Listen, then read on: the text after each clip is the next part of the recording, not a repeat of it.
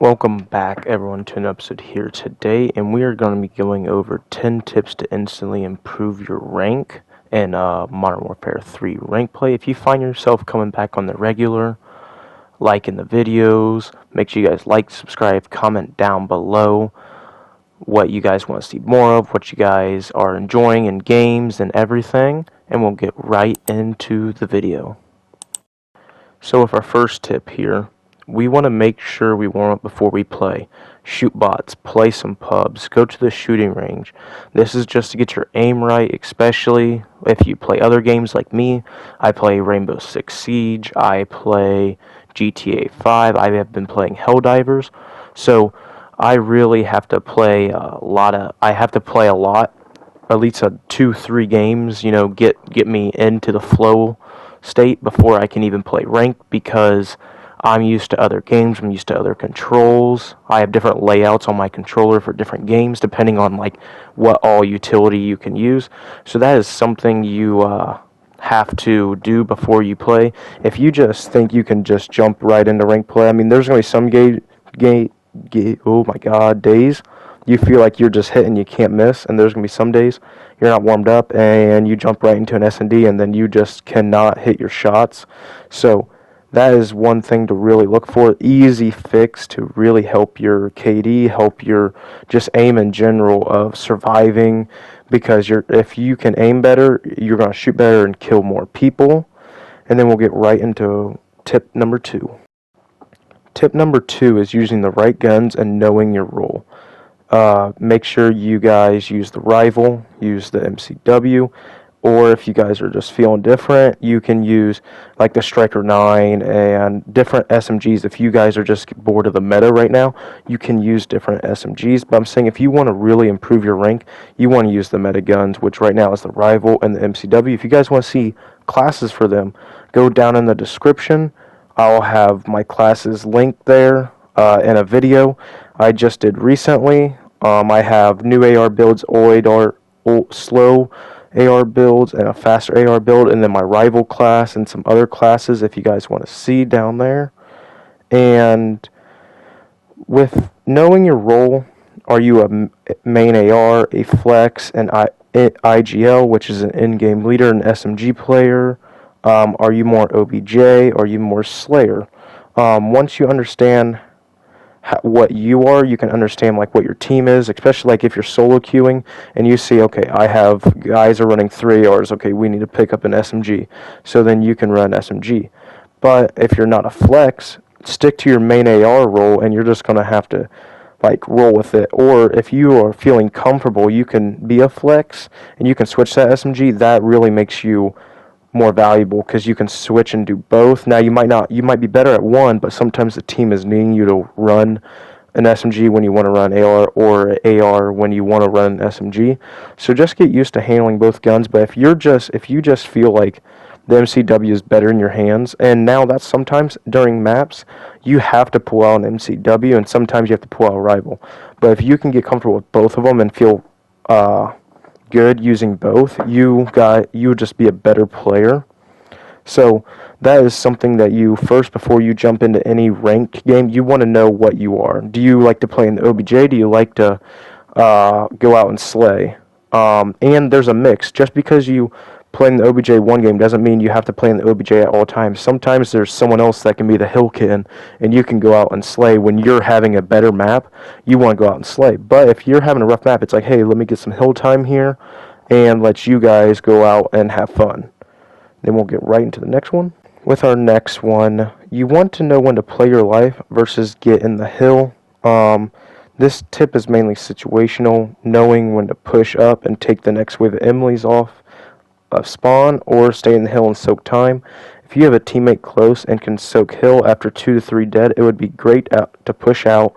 But if you get a double and there's no one around you at hill, and you just need, pick up this last 12, just pick up the last 12, because there's no one else to pick up. There's no sense in going up to the next wave to get the kills when your teammate's rotating to the next hill, and you might as well get the last 12 seconds there, unless you're down by a wide margin and you have to get a rotate, then you go. But if you if you're up, get them seconds in the hill, because that can be really help you later if you don't get to rotate right away. When you are first in the hill and your teammates haven't rotated yet, you don't want to jump in the hill right away because then they know you're there. Play a little bit around the hill. Don't let them get in the hill though. Like, just play around, get them kills, wait for your team to get there, and then when your team gets there, jump in the hill and start slaying out. Next tip, number 4, is using the minimap. Red dots always come up in rank because we don't run suppressors, so if your teammate dies, you can tell, like, the ballpark region, a red dot will appear, like, kind of where they're shooting at. So that's something to really recognize, and to know where your teammates are. So if your teammates are blocking spawns, or if you need to block a spawn, if you're like, oh shoot, our teammates are all on this side of the map, we know where they're spawning on the other side. Just to know where your teammates are at, so you know where to push, where not to push, where your teammates are watching, so you can watch the other side. That's always something. So you don't have to be staring at the minimap, but always keep an eye up there, looking at it every once in a while, so you just know the situation. Especially if you're solo queuing, because sometimes they always don't have mics, so it's a good idea to always keep an eye up on that minimap. Number 5 is understanding maps, rotations for hardpoint, and like bomb sites for search and destroy, control points for control. That is a big thing to understand, so okay, this one's a money hill, like Skid Row P2, as you saw on this map. We held that a lot, especially if there's even P1 going on. We just stayed in P2, got a lot of that time. Going to P5, we held P2 so we can hold P5, then P2. Knowing the rotations, that's a big key. That's going to help you in hardpoint, because then your team is rotating more. You're going to get to the hardpoint early, which is leading to more time. And then in search, knowing which one to, like, kind of what bomb site most teams prefer, like knowing timings on them. So that's always okay. So that's closer to their side, so they're going to get there first. So it's just more playing the maps. You're going to have to just play the maps and get used to timings and all that. But like control points, okay, so we know we can give up A because B is way harder to get than A. So that is something you want to find out, and once you play a couple maps, you'll understand, okay, I can give up that control point and I can play here and it's good, we'll be alright with it. How to play every map is great to know. Finding your pace in the game is a key. Rio, you can run at them, but like something like Skid Row is key on rotations, but Rio isn't as much, because Rio is, you can beat and bang and it's really mixy. So just knowing when you can go, when to not go, that is a very key point too. Number 6 is probably the easiest but hardest to actually do. Everyone thinks it's really easy, but to master it's really hard. It's the no callouts and small talk, but you can't overdo it. If you go to a couple listens, like in the pros, you'll hear like Illy used to say, like, yo yo yo, and like there's other pros that will just like, they're like, oh, like that's like, they'll just like throw random stuff in there, and that's not good. You want precise comms of like, hey, he is tank, top tank, and then the more small talk is like, okay, hey, where you at? I'm pushing this way, I'm watching this way, so you know what to watch and what not to watch, what your teammates is watching, so you don't have to watch there.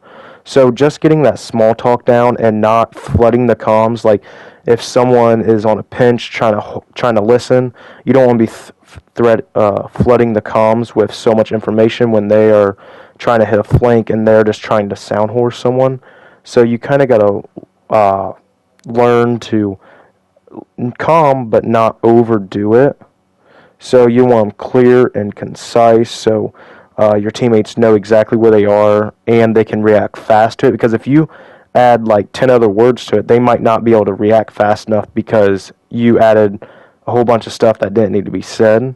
So that is the main thing. Just don't overdo it and know your callouts. If you want me to do a video on callouts, let me know down below. There's a lot on YouTube. Watch a lot of pros. You'll understand and you'll get more knowing what callouts are what. And then we'll get to the next one. Settings is the next one. Sensitivity, field of view, colors, controller layout. I play on tactical, which is crouching on the right stick and knife on the circle. So that means I can aim and slide at the same time. I don't have to pick up my thumb to go hit the slide button, so it just made me a faster and better player in general. If you play claw, you can leave it like it is, but I don't play claw, so I like to slide with my right stick. Sensitivity is mainly a U. If you're a faster, twitchier player, you want a faster sensitivity. If you're a slower AR player, you want a lower sensitivity. Field of view, you should have somewhere in the middle. I want to go like 120 because that a lot of people just look tiny, but I want to go like the lowest, like 70 around there, because that is, I mean, you're just too narrow. You don't see enough. A good between 80 and 100. That is, I think, a good benchmark. If you guys want to see my settings, let me know down below in the comments. I'll be more than glad to give you guys my settings, just to give you a baseline of what you guys should be on. Colors, I have mine on like a purple, a pinkish color, and my team on a darker blue, because so it's darker. I don't see my teammates as much. I don't need to see them, but the enemies really stick out because a lot of the maps isn't pink and purple, so that color really stands out to me. And then we'll get right into the next tip. The next tip is centering. Make sure you are always be ready for the next fight. Aim at the head, height, or high body. Don't be looking at the floor. It will give you a faster reaction time and be able to hit headshots more often. Especially while aiming around a corner, you don't want to, like, you're centering. You don't want to be aiming around a corner on the ground unless you know they're like on the ground. You want to be aiming higher, and that will give you more headshots, because if you flinch up, you're going to get a headshot. And more kills overall, because instead of you dragging your aim up to like get on the enemy, your aim's already going to be at the head height, neck height, so you don't have to keep adjusting your aim throughout. If you already aim high, you're going to be hitting their head. Now it's all just about managing the recoil throughout. But you're always going to have a faster reaction time and better aim if you do aim high. Next is reloading isn't always the best decision. Everyone's instinct is to instantly reload after a kill, but that is not usually the best decision. Like many times in my gameplay, you'll see me switch to a pistol once I run out of ammo, instead of just trying to reload my SMG or my AR. I switch to a pistol. It's faster, and like the tip is always there, but everyone just laughs at it because it's like, oh yeah, it's just a normal tip, but it actually is very true. And even picking weapons up off the ground, like if you kill someone and you know they have an AR and you have an SMG, go pick up that weapon when like the coast is clear, you have time, because that's going to be faster. Hopefully he has ammo in there, probably more ammo than what your pistol is going to be having in your gun, and it's going to be better than just using a pistol to kill people at range. So really take advantage of enemies' guns and pulling out your pistol every once in a while, and be confident when using the pistol. It's not an AR or gonna blast anyone across the world, but when you're in a pinch, tight close, and they're weak, the Renetti is really good to use. And then our final tip is to learn to bait and trade. Someone has to run in first, and make sure you stay with your team, so that if you're weakening someone, they can get your trade. And if you're on a streak, someone can bait for you and you pick up easy kills. So like if you're on like a 4 and you're like, okay, I'm on 4, we're about to push to the next hill, have your friend, have your teammate up in front of you, so they can take the first couple bullets, and if they die, they die, but you can pick up the easy kill, get the trade easily, because the streak is useful on a lot of hills in this game, and the streak is now even more useful because the trophies do not stop it. So getting streaks in this game is very valuable now, and learning how to bend the streaks in, that is helping a lot too. That is just one of the... It's going to take some time to learn to bait and trade, and you don't want to be so much that you're baiting all of your teammates and never like running first in, because sometimes you're waiting on your teammates too much and you're never getting in the fight, and then you're just baiting for kills. But sometimes you have to understand that you have to run in first, and when you can balance out baiting and running in first, you're going to be a good player.